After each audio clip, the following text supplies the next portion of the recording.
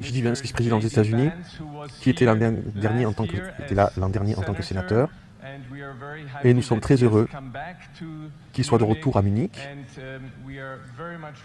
Et nous attendons avec impatience son discours. Veuillez accueillir le vice-président J.D. Vance.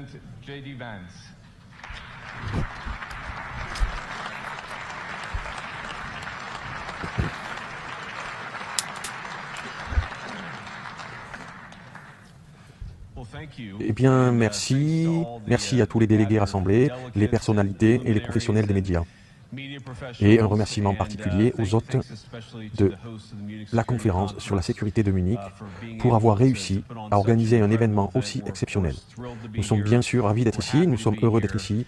Et vous savez, l'une des choses dont je voulais parler aujourd'hui, c'est bien sûr nos valeurs communes. Et vous savez, c'est génial d'être de retour en Allemagne, comme vous l'avez entendu plus tôt. J'étais ici l'année dernière en tant que sénateur des États-Unis. J'ai vu le ministre des Affaires étrangères David Lammy et j'ai plaisanté en disant que l'an dernier, nous avions tous des emplois différents de ceux que nous avons aujourd'hui. Mais maintenant, il est temps pour tous, nos pays, pour nous tous qui avons été assez chanceux pour se voir confier le pouvoir politique par nos peuples respectifs, de l'utiliser judicieusement pour améliorer leur vie. Et je veux dire que, vous savez, j'ai eu la chance pendant mon séjour ici de passer du temps en dehors des murs de cette conférence au cours des dernières 24 heures. Et j'ai été tellement impressionné par l'hospitalité du peuple, même, bien sûr, s'ils sont sous le choc de l'horrible attaque d'hier. Et la première fois que j'étais dans Munich, c'était avec ma femme, en fait, et qui est ici, avec moi aujourd'hui, lors d'un voyage personnel. Et j'ai toujours aimé la ville de Munich, et j'ai toujours aimé ses habitants. Et je veux juste dire que nous sommes très émus, et nos pensées et nos prières vous accompagnent, pour Munich et tous ceux qui sont touchés par le mal, infligé à cette belle communauté. Nous pensons à vous, nous prions pour vous, et nous serons certainement là pour vous dans les jours et les semaines à venir.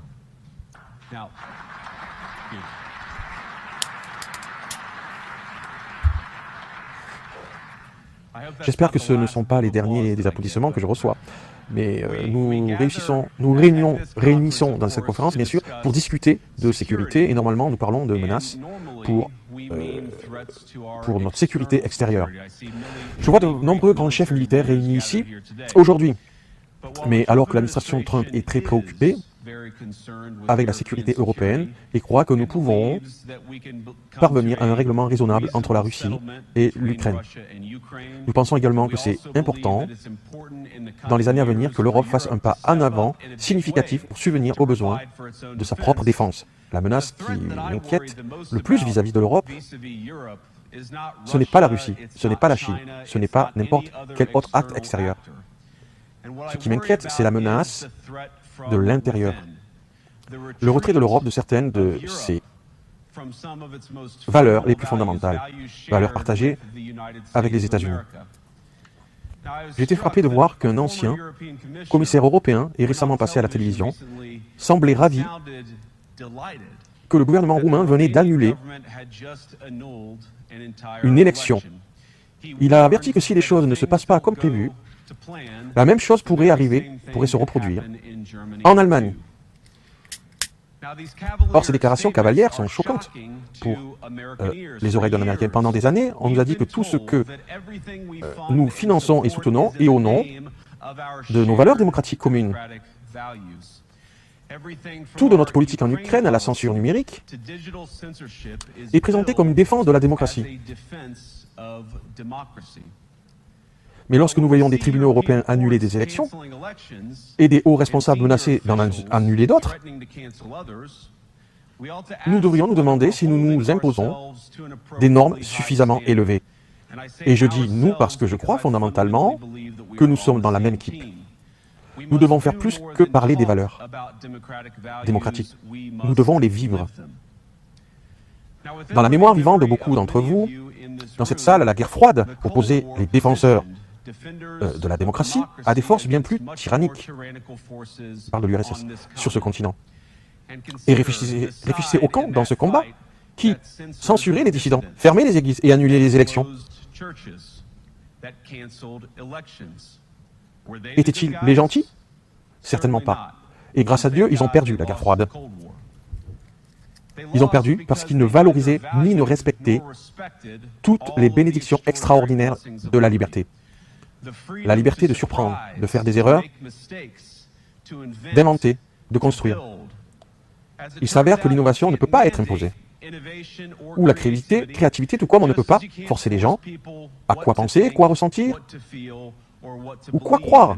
Et nous pensons que ces choses sont certainement liées. Et malheureusement, quand je regarde l'Europe aujourd'hui, ce n'est parfois pas si clair ce qui est arrivé à certains des gagnants de la guerre froide. Je regarde vers Bruxelles où des commissaires de l'UE avertissent les citoyens qui comptent fermer les réseaux sociaux en période de troubles civils dès qu'ils repèrent ce qu'ils estiment être, je cite, du contenu haineux. Ou encore vers ce même pays où la police a mené des descentes chez des citoyens soupçonnés d'avoir publié des commentaires antiféministes en ligne dans le cadre de ce que l'on appelle, je cite, la lutte contre la misogynie sur Internet lors d'une simple journée d'action. Je regarde vers la Suède où, il y a 2 semaines, le gouvernement a condamné un militant chrétien pour avoir participé à des autodafés du Coran, d'avoir brûlé des livres qui ont conduit au meurtre de son ami. Et comme l'a noté de manière glaçante le juge, dans cette affaire, les lois suédoises censées protéger la liberté d'expression ne garantissent en réalité, et je cite, un laisser-passer pour faire ou dire quoi que ce soit, sans risquer d'offenser le groupe qui détient cette croyance. Et peut-être plus préoccupant encore, je regarde vers nos très chers amis du Royaume-Uni, où le recul des droits de conscience a placé les libertés fondamentales des Britanniques religieux, en particulier, dans la ligne de mire. Il y a un peu plus de 2 ans, le gouvernement britannique a inculpé Adam Smith Connor, un kinésithérapeute de 51 ans et ancien combattant de l'armée, pour le crime odieux d'avoir stationné à 50 mètres d'une clinique d'avortement et d'avoir prié en silence pendant 3 minutes. Sans gêner qui que ce soit, sans interagir avec personne. Simplement priant silencieusement, seul. Après que les forces de l'ordre britanniques l'ont repéré et lui ont demandé pourquoi il priait, Adam a simplement répondu que c'était en mémoire de son fils Annette qui avait été avorté des années auparavant, avec son ancienne compagne. Les agents n'ont pas été émus. Adam a été reconnu coupable d'avoir enfreint la nouvelle loi sur les zones tampons du gouvernement qui criminalise la prière silencieuse et toute autre action susceptible d'influencer la décision d'une personne d'un rayon de 200 mètres autour d'une clinique d'avortement.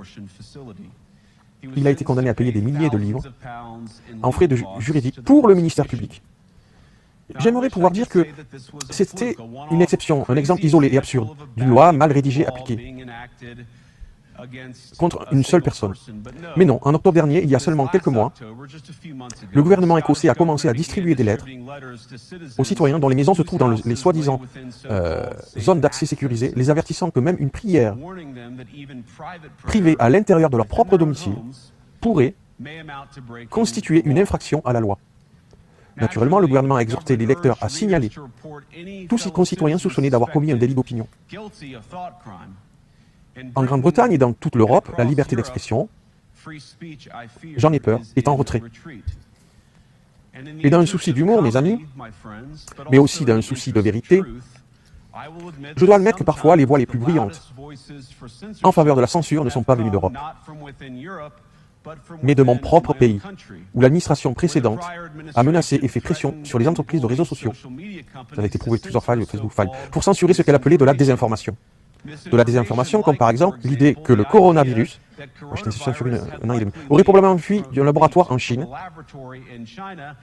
Notre propre gouvernement a encouragé des entreprises privées à réduire au silence ceux qui osaient exprimer ce qui s'est révélé être en fait la vérité évidente ensuite. Je viens donc ici aujourd'hui non seulement avec une observation, mais avec une offre. Et alors que l'administration Biden semblait désespérée pour faire taire les gens qui expriment leur opinion, alors l'administration Trump fera exactement le contraire. Et j'espère que nous pourrons travailler ensemble à ce sujet. À Washington, il y a un nouveau shérif en ville. Sous la direction de Donald Trump, nous pourrons ne pas être d'accord avec vos opinions, mais nous nous battrons pour défendre votre droit de les exprimer dans l'espace public, qu'on y adhère ou non.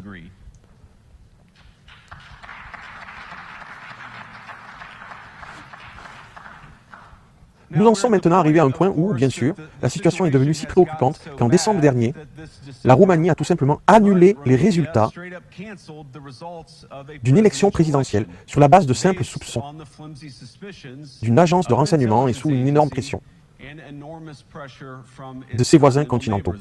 Maintenant, si je comprends bien, l'argument était que la désinformation russe avait infecté les élections roumaines.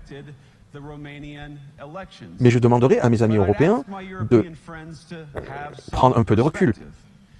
Vous pouvez estimer qu'il est inacceptable que la Russie achète des publicités sur les réseaux sociaux pour influencer vos élections. Nous le pensons aussi. Vous pouvez même les condamner sur la scène mondiale. Même.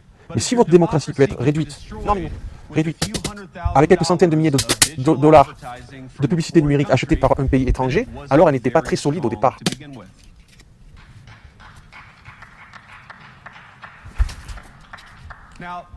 La bonne nouvelle, c'est que je pense que vos démocraties sont bien moins fragiles que beaucoup semblent le craindre. Et je suis convaincu que permettre à nos citoyens d'exprimer librement leur opinion ne fera que les renforcer davantage. Ce qui, bien sûr, nous ramène à Munich, où les organisateurs de cette même conférence ont interdit aux parlementaires représentants des partis populistes, tant de gauche que de droite, de participer à ces discussions. Maintenant, encore une fois, nous ne sommes pas obligés d'être d'accord avec tout ou n'importe quoi de ce que les gens disent. Et lorsque des dirigeants politiques représentent une partie importante de la population, il nous incombe au moins d'engager un dialogue avec eux. Pour beaucoup d'entre nous, de l'autre côté de l'Atlantique, cela ressemble de plus en plus à des intérêts anciens et bien ancrés qui se cachent derrière des mots d'une laideur soviétique comme « mésinformation » et « désinformation ». Simplement parce qu'ils n'aiment pas l'idée que quelqu'un ayant un point de vue différent puisse exprimer une opinion divergente. Ou pire encore, voter différemment. Voire pire que tout, gagner une élection. Ceci est une conférence sur la sécurité, et je suis sûr que vous êtes tous venus ici prêts à discuter de la manière dont vous comptez précisément augmenter les dépenses de défense au cours des prochaines années, en fonction d'un nouvel objectif. Et c'est une excellente chose, car nous sommes, comme le président Trump l'a clairement exprimé, il estime que nos amis européens doivent jouer un rôle plus important dans l'avenir de ce continent, au sujet de la défense. Nous entendons souvent parler du partage du fardeau, mais nous pensons qu'il s'agit d'un élément essentiel d'une alliance partagée, que les Européens prennent leurs responsabilités pendant que l'Amérique se concentre sur d'autres régions du monde en grand danger. Mais permettez-moi de vous poser une question. Comment pourrez-vous même commencer à réfléchir aux enjeux budgétaires si nous ne savons pas exactement ce que nous défendons?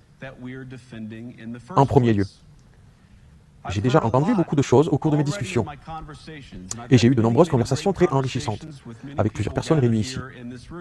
J'ai beaucoup entendu parler de ce contre quoi vous devez vous défendre et bien sûr, c'est important.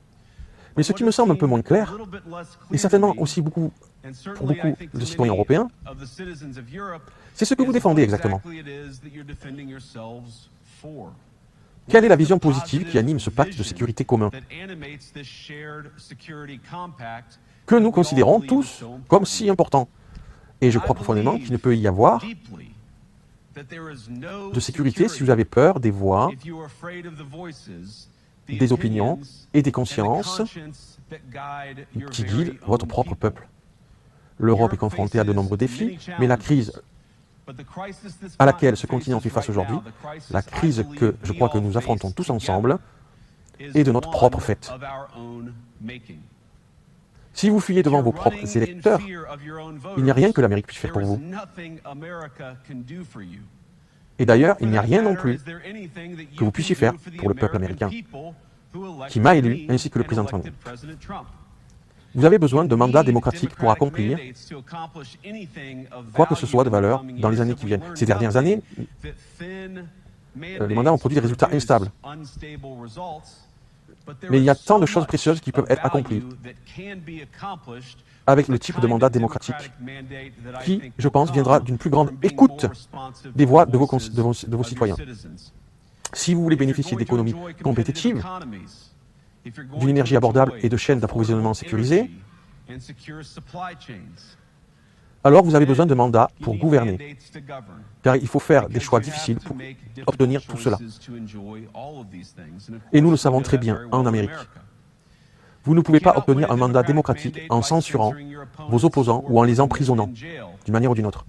Qu'il s'agisse du chef de l'opposition, d'un homme chrétien priant chez elle, d'une humble chrétienne priant chez elle, ou d'un journaliste tentant de rapporter l'actualité.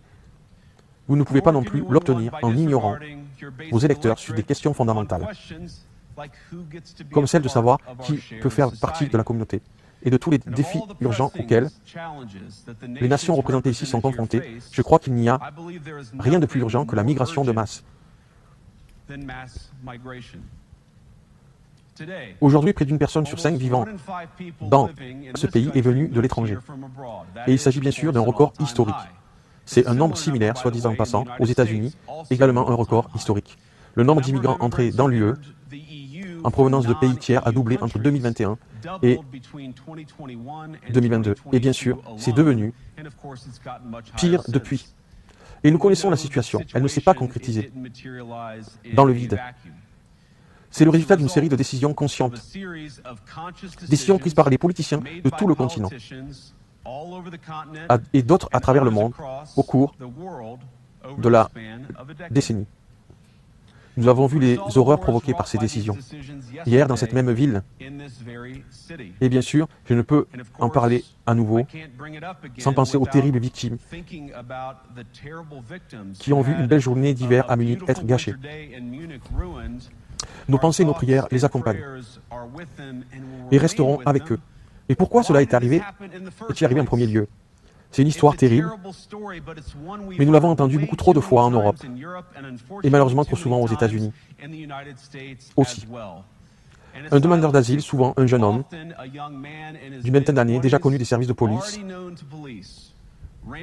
fonce en voiture dans une foule et brise une communauté. Combien de fois devons-nous subir ces revers effroyables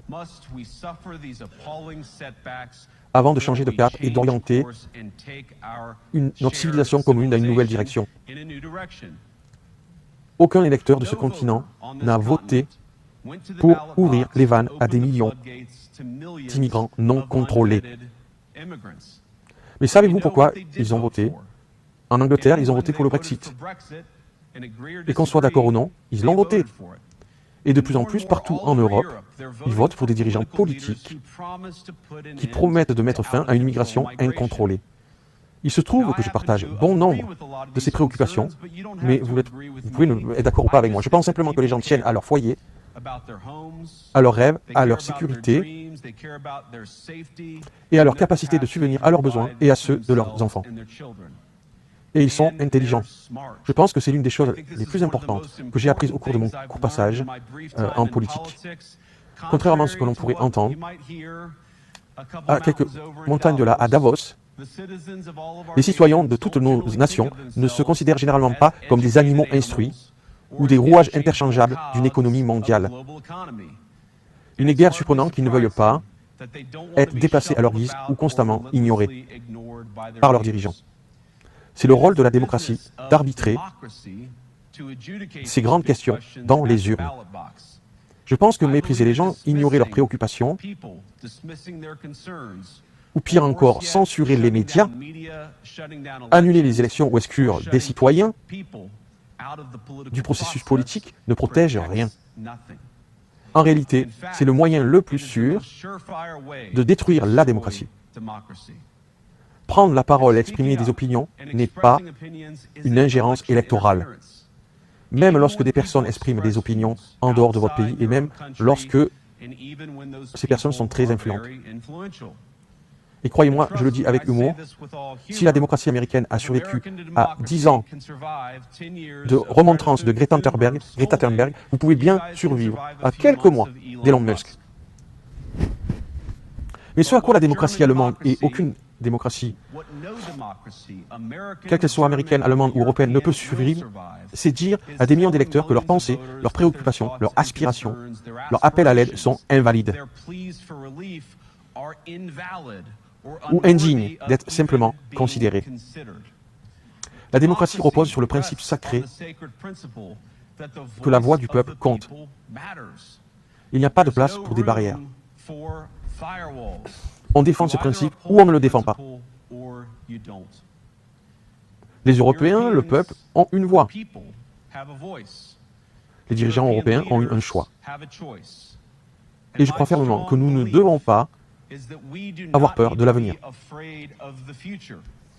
Vous pouvez écouter votre peuple, mais lorsqu'il vous surprend, même lorsque vous n'êtes pas d'accord avec lui, et si vous le faites, vous pourrez affronter l'avenir avec certitude et confiance, sachant que la nation est derrière chacun d'entre vous.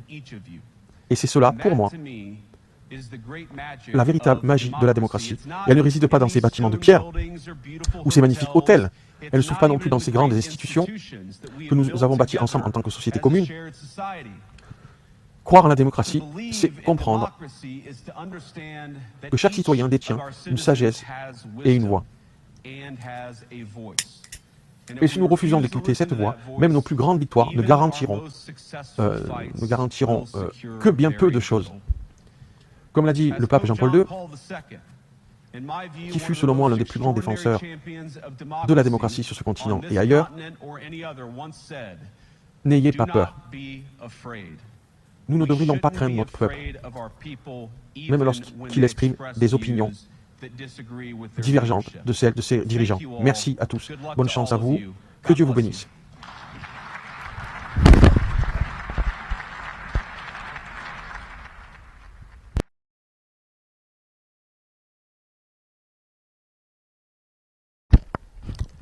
Alors,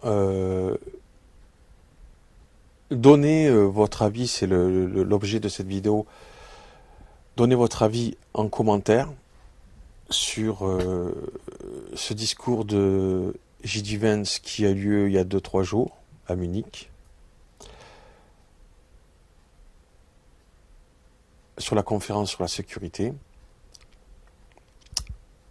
Likez, abonnez-vous, c'est important. C'est gratuit, cette chaîne a un accès gratuit.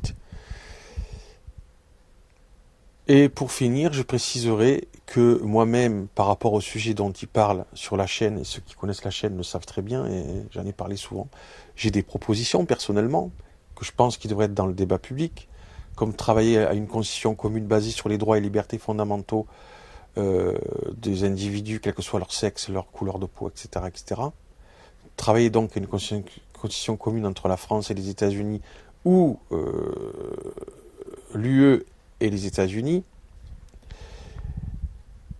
Et pour finir, je dirais que je suis peut-être pas forcément donc exactement d'accord avec tout ce que dit J.D. Vance dans cette vidéo, ou à 100%, c'est quelque chose qu'il faudrait approfondir, et c'est pour ça que vous avez les commentaires pour approfondir les questions dont il a parlé dans cette vidéo, ce discours de 2025 à Munich. À bientôt sur Démocrate Chrétien Fédéraliste Constitutionnel.